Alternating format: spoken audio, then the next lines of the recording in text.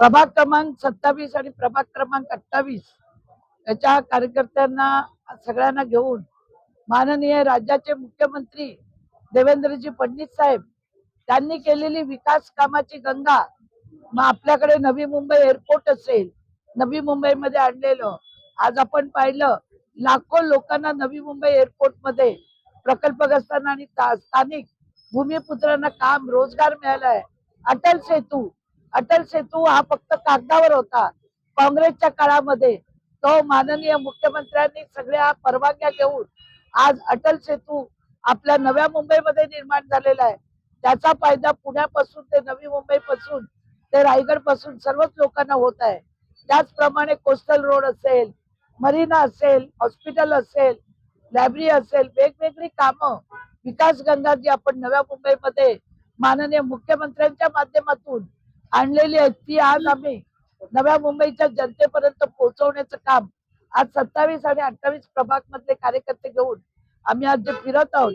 आम्ही घरोघरी जाऊन आमची विकासाची केलेली कामं भारतीय जनता पार्टीने ती आम्ही लोकांपर्यंत आमचे उमेदवार, सक्षम उमेदवार घरोघरी जाऊन हे पोहोचवण्याचं काम करत आहेत.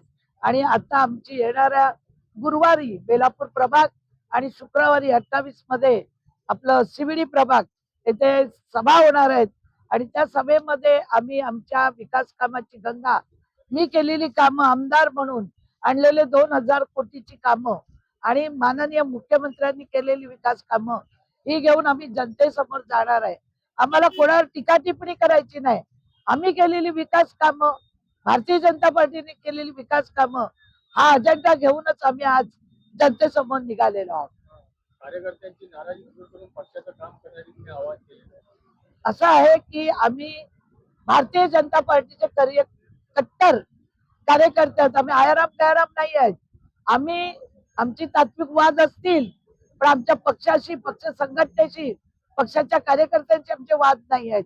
त्यामुळे पहिल्या दिवसापासून आम्ही गलोगली मीटिंग घेऊन आमच्या कामाला सुरुवात केलेली आहे. आणि भारतीय जनता पार्टीने नुसती नवी मुंबईत नाही तर पूर्ण महाराष्ट्रामध्ये जी केलेली कामं आहेत ती आम्ही लोकसुज्ञ आहेत. देशामध्ये मोदीजी आहेत, मोदीजींनी केलेली देश विकासाची कामं असे सगळं विकास घेऊन आम्ही निश्चित स्वरूपामध्ये आमचे उमेदवार प्रचंड मतांनी, भरघोस मतांनी हे निवडून आल्याशिवाय राहणार नाही.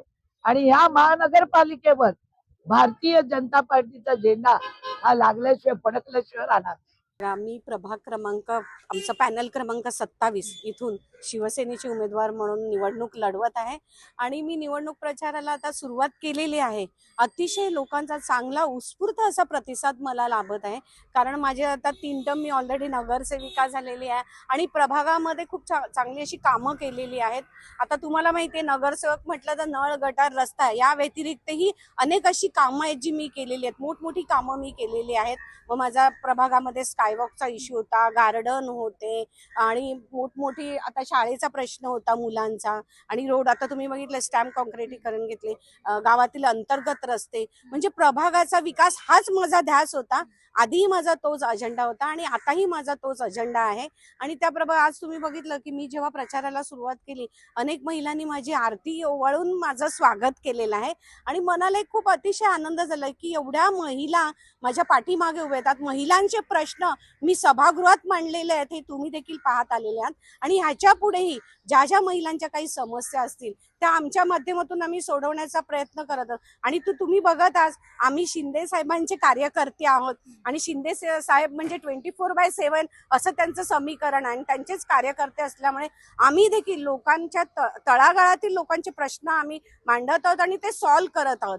आज त्यांचे कार्यकर्ते असल्यामुळे ते जसं काम करतात तसं आम्ही काम करत आहोत. आणि त्यामुळेच लोकांनी आम्हाला उचलून धरलेला आज एवढा भरघोस प्रतिसाद लोकांचा आम्हाला मिळत आहे. त्यामुळे खरोखर मनाला खूप मोठा आनंद वाटत आहे. प्रचाराचं झालंच, मात्र महायुती तुटल्यानंतर आता भाजप बोलते की आमच्याकडे जय श्रीराम आहे, जय श्रीरामच्या सोबत आहे. तर तुमच्याकडे काय आहे?